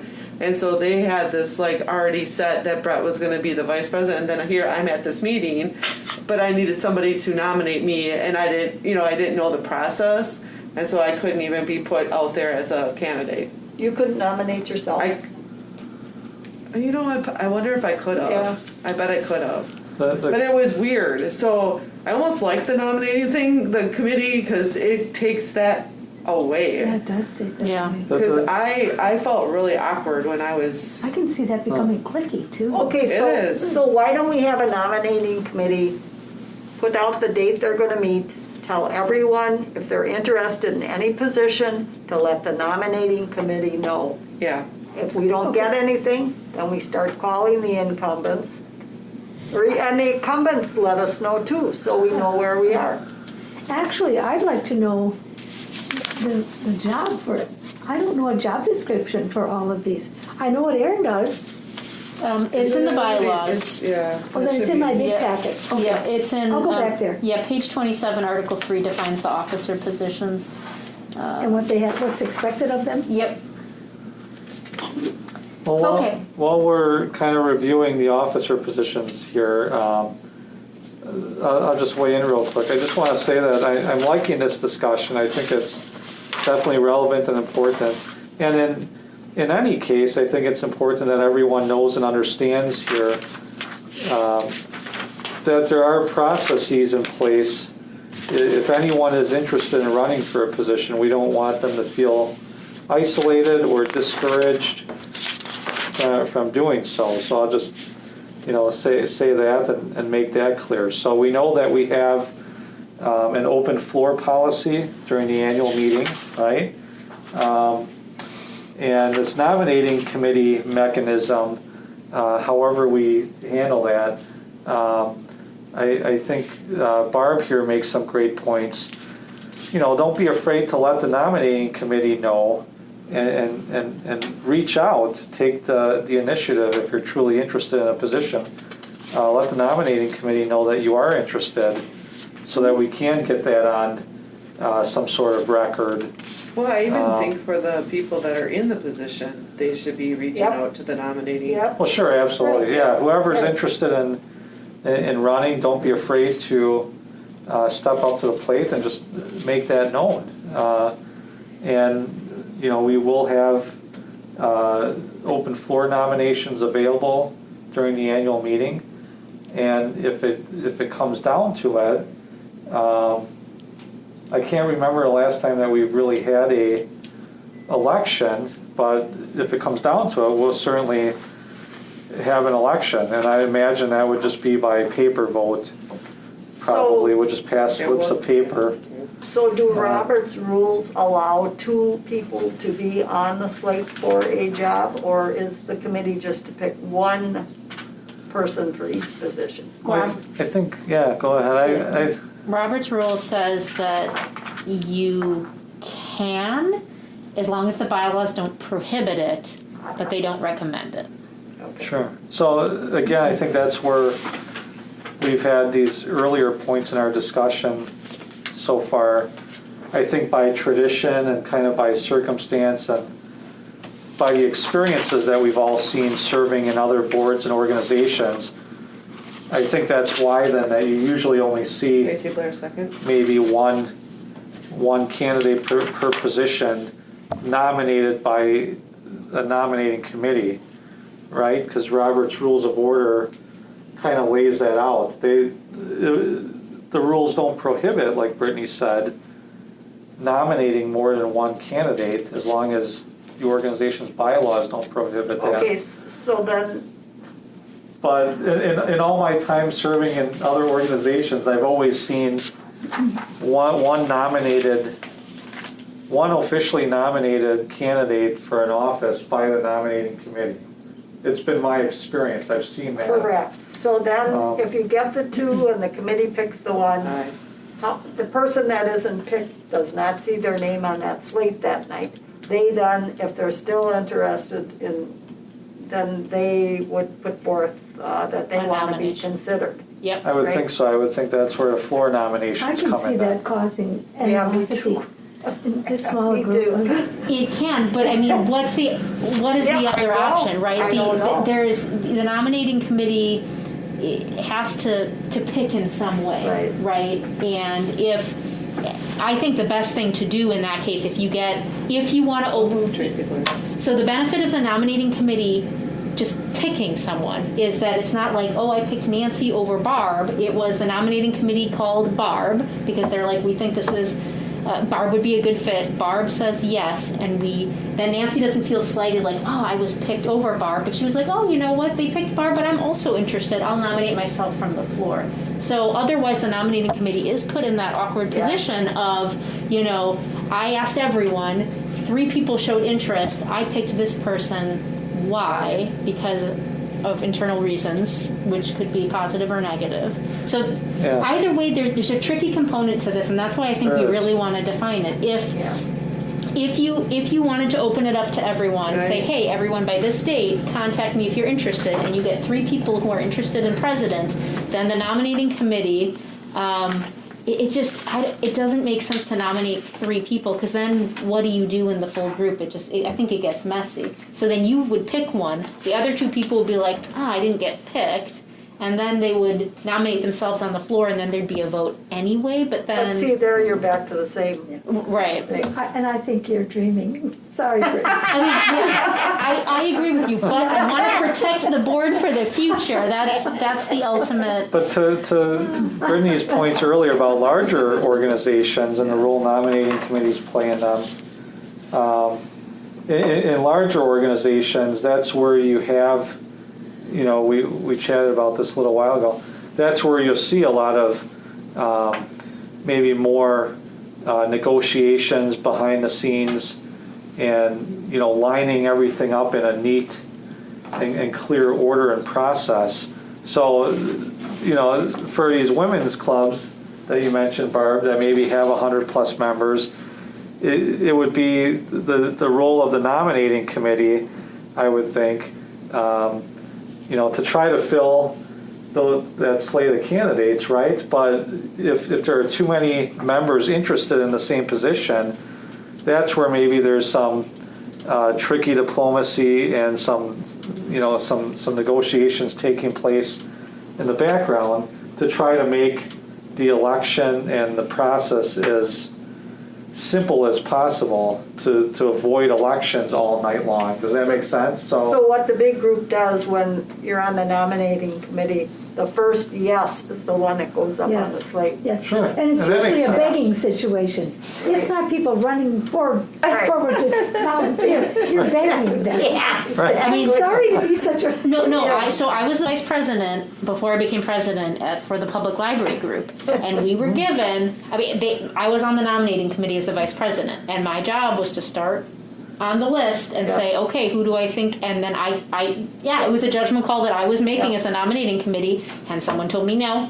And then I moved on to the next person, and then eventually I found someone who said yes to me, and they were my slate. And then on the floor, if I had missed anyone, if I hadn't gotten to Z, and someone whose last name started with Z was like, oh man, I really would have liked to have been considered, they could nominate from the floor. Okay, but there you took your first yes, and you did not continue to call people. Correct. For that I took position. my first yes, and Exactly.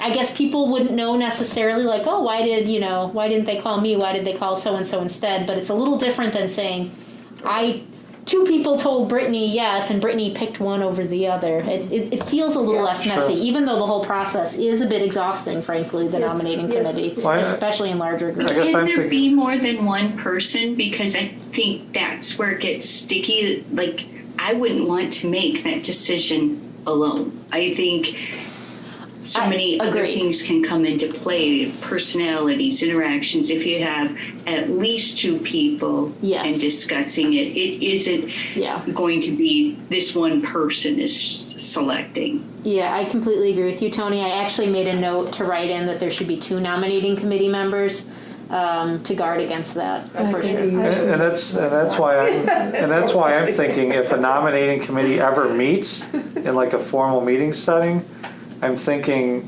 we'll have to verify this. I'm thinking that's why it should be a closed session, or at least most of the meeting. Yeah, because you could I have. just feel like they met after one of these meetings. Because I've been on this board now for like 4 or 5. I think it was just like, hey, let's stay after and talk. Right. I just want to make sure that it was anything formal. Right. And I would not that was right or wrong. Right. Yeah. I'm going to investigate that part. I will look into. Really, last year I just asked at the meeting. Right. Do you still want your job? Do you still want your job? But last year was a dumpster fire. Everything. No, it wasn't. No, it wasn't. That was probably 2 years ago. Because did we really meet last year? No, it was over Zoom. I remember because it was May, and I was still feeling very stressed about a lot of things. And Barb just I just know, like, I had emailed you to say that I wanted to do it, but then I don't know if you ever got that. And then it was like... Yeah, so that all happened over Zoom in May. But okay, so just because we could talk about this forever, what I'm going to do is I'm going to make an edit to it for the next meeting, that there will be 2 nominating committee members. I don't think we should put this in the bylaws, frankly, the actual process that they do, but if you want that guidance, because look at how long this took us to discuss, that the nominating committee selects a slate of officers, and then nominations from the floor can occur. And I would actually recommend, and I'll check with other libraries to see, one, if they post the meeting, but I would recommend a selection occurring as opposed to getting 7 people to say they want to be the president and then having to all of a sudden make that decision. Okay, so I'll make those notes. I'll add that to the update for the second read. Our annual meeting is May, City Hall. is that correct? The annual meeting's May. In May, I'm Police going to be in Academy Alaska. thing tonight at So you should probably. I'm sorry, what was that? I'm going to be in Alaska the whole That's month of May. amazing. Take you 5 minutes. Congratulations. Oh, my kids are there. I do this every year. Oh, okay. Oh, well, it's still yeah. amazing. Yeah, I just, let's get out of I here. haven't missed a meeting yet, and I feel bad about that, but. Well, it's okay. Okay, It so, is. Well, why did you do it in Zoom form? Oh, I could do that. you could join us from Yeah, Alaska. you I could show you from. can just be in Zoom form. Yeah, I can do that. I'll sit in front of the big window where you see all the mountains. That would be amazing. There you go. There you go. Oh, the moose are right in the backyard. That's flying in, right? Okay, so, Gail, what, you had another thing? I just wanted, if you have 7 people that want to be the president, my understanding is the nominating committee nominates a slate of officers, Correct. but then at the May meeting, person 2, person 6 can say, I'm also interested in that office. Correct. And then you have an election. Correct. Right. Yep, that's in the bylaws. Well, isn't that, and I realize you're worried about hard feelings in picking the slate. I totally get that. But those people that were not picked have an option at the meeting to run for the office. Correct. Absolutely. Yep. And that will be in the bylaws, but I do think it should Lady be. guys here is it's one thing to have a nomination like you do from the floor at a convention. And I realize it's not the same format because that's already predetermined. Okay. But this, I believe, and correct me if I'm wrong, Brittany, because I think it says something somewhere, and I haven't been able to find it, but that there are nominations potentially from the floor. Correct. Yep, it's in there. So, and that will So continue. then anybody who's disgruntled, who's whatever, has the opportunity at the meeting to toss their hat in the ring, and then I assume that we do it by private choice of word, ballot. No ballot, Yes. no battles allowed. Yeah, probably a paper ballot procedure Exactly. is what we'll go So, to. I understand the dilemma about, you pick out of 1 out of 7 nominating committee. I get that. But it's not that those people don't have another option at the May meeting. Just I Right. want to make sure that's really clear. Yep. Okay. That is true. I still recommend that the nominating committee recommends only one. I'm And with so, that. but it I'm really not comes changing that part. right. Not So, at all. but it really It's comes a- down to whether or not the nominating committee, and we can continue this at the next meeting. But I'll write something up, and then you guys can tell me if it was right or wrong at the next meeting. Well, and I may be wrong, Brittany. That's what I'm saying. I think it's good that you do talk to other libraries just to be sure, Yep. because I could be wrong. Yeah, no. I mean, you are right. The nomination from the floor would occur. It just, I think the core question now is whether the meeting should be official, and whether or not the nominating committee as a process should contact everyone to gauge interest, or just make their selection for the slate, and then other people from the floor can nominate themselves. And those are the really 2 core questions that we're down to. So I'll find out what other libraries do and get back to You you. think the city attorney might have an opinion on whether this is a public meeting or a closed session? Yeah, I'll check with him. So Yeah, that's At what. least the Police Academy thing. Thank you. yeah, I'll check. You guys will get so sick of the bylaws. And my other meeting finished within this meeting. That's funny. Yeah, that's what I want to find out too, Gail, is if the nominating committee, if there is going to be more of a formal meeting process, if it should meet in closed session or or what that process looks like. It's the difficulty in this circumstances, we're not employees, okay? So you have to look at the way the exception is written, the statutory exception. So, I think that's the first consideration. And then, as I've said before, the presumption is that you do the people's business in public, okay? Sure. So you can't just, I don't think you can just make that decision without, and it sounds like Brittany is going to talk to the attorney, but we're not employees. And I don't know if the statutory exception allows a closed session in this circumstance. Right, same here. Yeah. I don't know either. That's why I'd be I'll curious find out. finding out. And we'll get it in writing, and then we'll never have to wonder again. It'll just There you go. all be there in writing, and future boards will thank us for our service in this way. Don't mix up the words nominating and election. I will not. Well, great discussion this evening. I think what we're going through is some growing pains now, we've started this process some years back without really a process, I guess. A lot of this has been more informal, and I think now we're starting to reach a point where there are some growing pains, and we're looking to kind of protect future boards, protect the library certainly, and so now we have to look at some kind of succession planning, if you will, and some formal processes and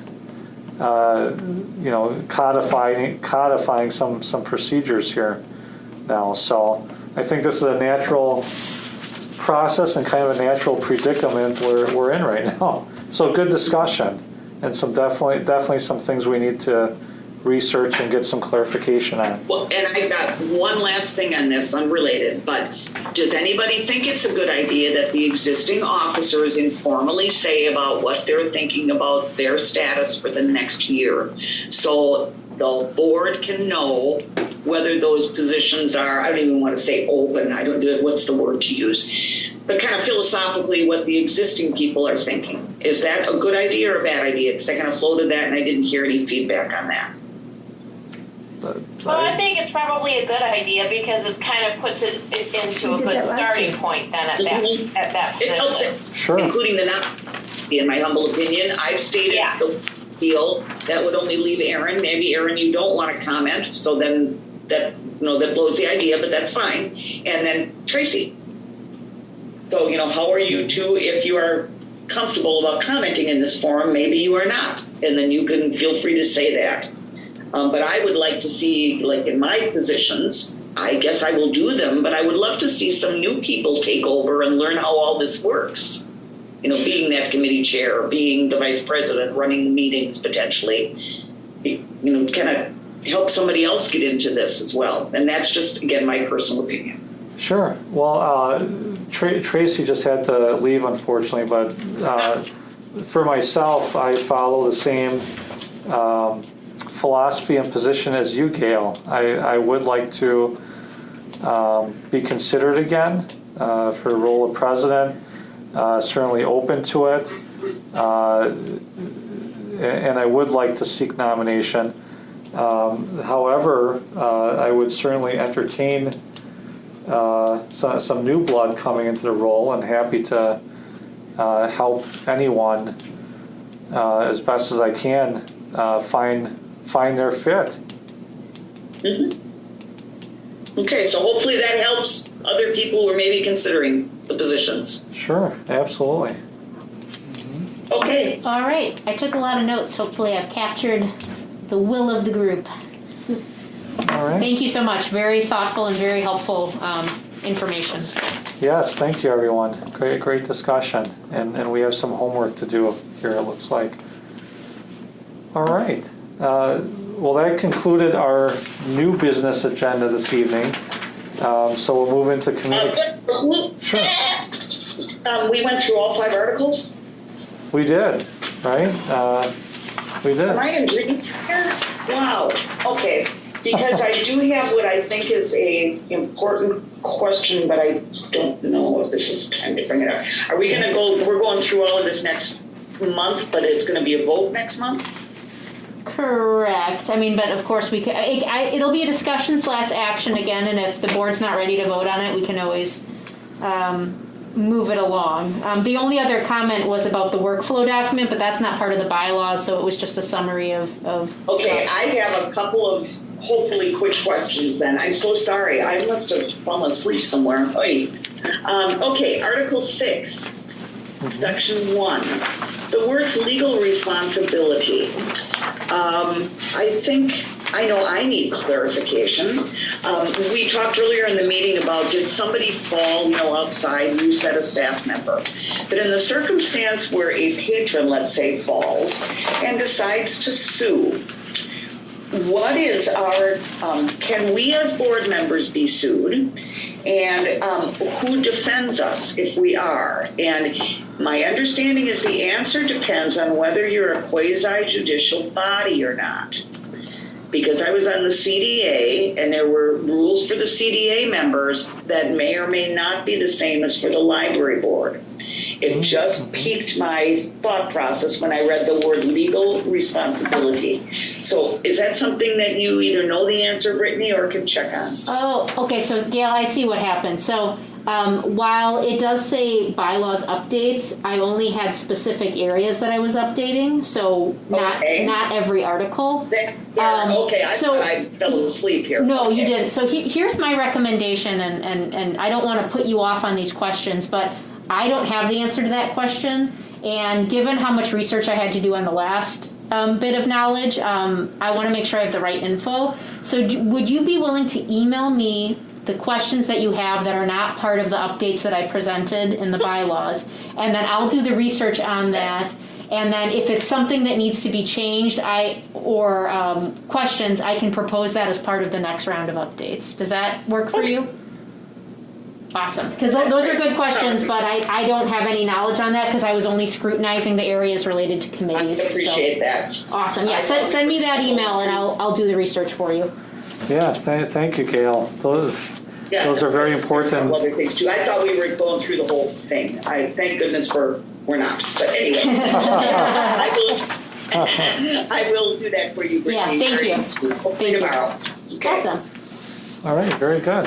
Moving along then, last item on the agenda, just our communications and miscellaneous business is authorized by law. Brittany, anything else under that heading? I appreciate you all. That's all. I have one little question. On You sure? all the spaces reserved out there now for book drops, yeah. are we going to be Yes. shrinking that down, please? Yes. So we are still doing curbside, but I am going to reduce it down to just 2 spaces. And it's funny you mentioned that because that is the second question I've gotten in 1 week. I just had a meeting with my managers where we went through, how does our building look right now? What is still important to have and what's not? So I went through and took away a lot of the caution tape. I moved some of the furniture that we'd set aside, moved a bunch of tape. So we've been going through that process this week, and that was something that mentioned. So yes, absolutely, that's going to happen. Yeah, That's funny. Good question. I was wondering the same thing, but forgot to bring it. I wonder every time I come. Every time I come here, I'm like, I have to park a little further I want away. to thank you for taking that cute little table in. I was so concerned somebody was just going to walk away with that little table that you have at the door. I actually You put have a basket. You put a some kind of. Because I have a container. fun fact for you, Nancy, and this just shows you how honest I am. Someone did take it. I'm Nancy. I can't make this up. And it was so worried about that. if you recall, on that Tuesday, you said to me or someone, "Aren't you worried about it getting stolen?"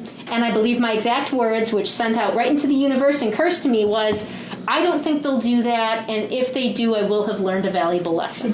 She did tell me. And do you know when it got stolen? That night. Wednesday. Not a day after I issued those words. And so, and the security camera, unfortunately, if it had been light, we would have caught the person. Because it was dark in the evening, we didn't. So I learned my lesson the hard way. And I purchased something different with a bicycle lock. Yeah. And I hate that I had to do that. And yes, I have Yes. Thank you for sharing that. You wouldn't have had to tell me, but I was really concerned about that door. And you were very right, and I always feel like people should know if they We'll were have to right. check Nancy's house out. It's not over there. I was quite chagrined that it happened so quickly after I had said, "Oh, it's not going to be a problem." So. And it had been out there then for a good 2 or 3 weeks. Yeah. What a shame. Yeah. All right. Well, we covered a lot of ground this evening. Bylaws, nominating committee, stolen tables. I did file a police report for the. You did file a police I report? did. Did you really? I did. That's good. All right. Well, at this time, if nothing else, let's entertain a motion for adjournment this evening, please. Who would like to motion? I will make a motion to adjourn. This is Camille. All right, so Camille motions. Is there a second? I'll second This it. is Tony, I'll Tony will second. second it. Okay. Tony seconds. Any further discussion? Hearing none, all those in favor of adjourning, say aye. Aye. Aye. Any opposed? Do you want to keep debating and keep talking tonight? No opposed. Any abstentions? You don't know how you feel either way? Okay, no abstention. All right, so let's adjourn at 7:03 p.m. And thank you, everybody, for a great meeting and discussion this evening. I don't want to